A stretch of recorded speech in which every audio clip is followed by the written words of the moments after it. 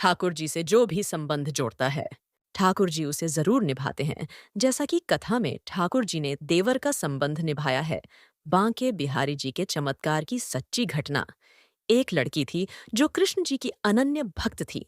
बचपन से ही कृष्ण भगवान का भजन करती थी, भक्ति करती थी। भक्ति करते करते बड़ी हो गई। भगवान की कृपा से उसका विवाह श्रीधाम वृंदावन में किसी अच्छे घर में हो गया। विवाह होकर पहली बार वृंदावन आई, पर नई दुल्हन होने की वजह से वह कहीं जा न सकी और मायके चली गई।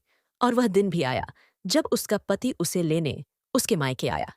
अपने पति के साथ फिर वृंदावन पहुंच गई। पहुंचते पहुंचते उसे शाम हो गई।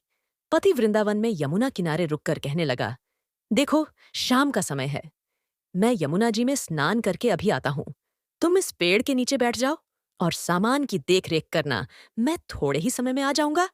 यहीं सामने ही हूं। कुछ लगे तो मुझे आवाज दे देना। इतना कहकर पति गया और वह लड़की बैठ गई। अब एक हाथ लंबा घूंघट निकाल रखा है, क्योंकि गांव है, ससुराल है। और वहीं बैठकर मन ही मन विचार करने लगी कि देखो, बांके बिहारी जी की कितनी कृपा है। उन्हें मैंने बचपन से भजा और उनकी कृपा से मेरा विवाह भी श्रीधाम वृंदावन में हो गया। मैं इतने वर्षों से ठाकुर जी को मानती हूँ, परंतु अब तक उनसे कोई रिश्ता नहीं जोड़ा। फिर सोचती है, ठाकुर जी की उम्र क्या होगी? लगभग 16 वर्ष के होंगे। मेरे पति 20 वर्ष के हैं, उनसे थोड़े से छोटे हैं।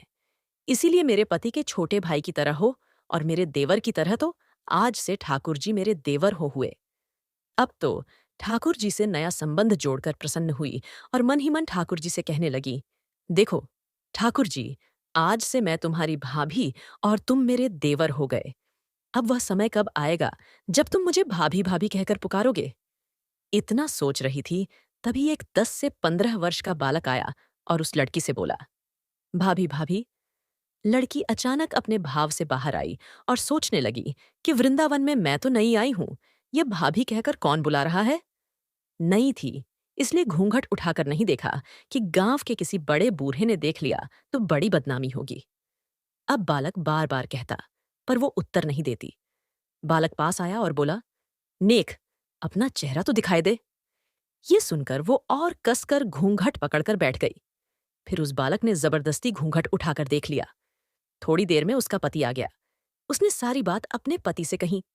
पति ने कहा, तुमने मुझे आवाज क्यों नहीं दी? वो बोली, वह तो इतने में भाग ही गया था, बस मैंने उसका चेहरा देखा। पति बोला, चिंता मत कर, वृंदावन बहुत बड़ा थोड़े ही है। कभी किसी गली में लड़का मिल गया तो हड्डी पसली एक कर दूंगा। फिर कभी ऐसा नहीं कर सकेगा तुम्हें। कहीं दिखे तो मुझे जरूर बताना। फिर कुछ दिन बाद उसकी सास ने अपने बेटे से कहा, बेटा देख, तेरा विवाह हो गया है। बहू मायके से भी आ गई है। तुम दोनों बांके बिहारी जी के दर्शन के लिए अभी तक नहीं गए हो। कल जाकर बहू को दर्शन कराकर ले आना। अगले दिन दोनों पति पत्नी ठाकुर जी के दर्शन के लिए मंदिर जाते हैं। मंदिर में बहुत भीड़ थी। लड़का कहने लगा, तुम स्त्रियों के साथ आगे जाकर दर्शन करो, मैं अभी आता हूं। अब वह आगे गई, पर घूंघट नहीं उठाती। उसे डर लगता, कोई बड़ा बूढ़ा देखेगा तो कहेगा, नई बहू घूंघट के बिना घूम रही है। बहुत देर हो गई। पीछे से पति ने आकर कहा, अरे बावली बिहारी जी सामने है, घूंघट काहे ना खोलें? घूंघट नहीं खोलेगी तो दर्शन कैसे करेगी? अब उसने अपना घूंघट उठाया और जो बांके बिहारी जी को देखा तो बांके बिहारी जी की जगह वही बालक मुस्कुराता हुआ दिखा तो एकदम से चिल्लाने लगी, जल्दी आओ, जल्दी आओ। पति पीछे से भागा। भागा आया क्या हुआ? उस दिन जो मुझे भाभी भाभी कहकर भागा था वह मिल गया। कहाँ है? अभी उसे देखता हूं। ठाकुर जी को इशारा करके बोली, यह रहा आपके सामने ही तो है। उसके पति ने जो देखा वह अवाक रह गया और वहीं मंदिर में अपनी पत्नी के चरणों गिर गया और बोला, तुम धन्य हो। वास्तव में तुम्हारे हृदय में सच्चा ठाकुर जी के प्रति प्रेम है।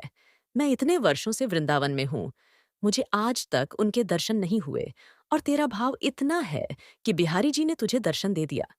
ये सच्ची घटना सुनकर आपको कैसा लगा? आप जरूर कमेंट करें। ठाकुर श्री बांके बिहारी जी महाराज की जय।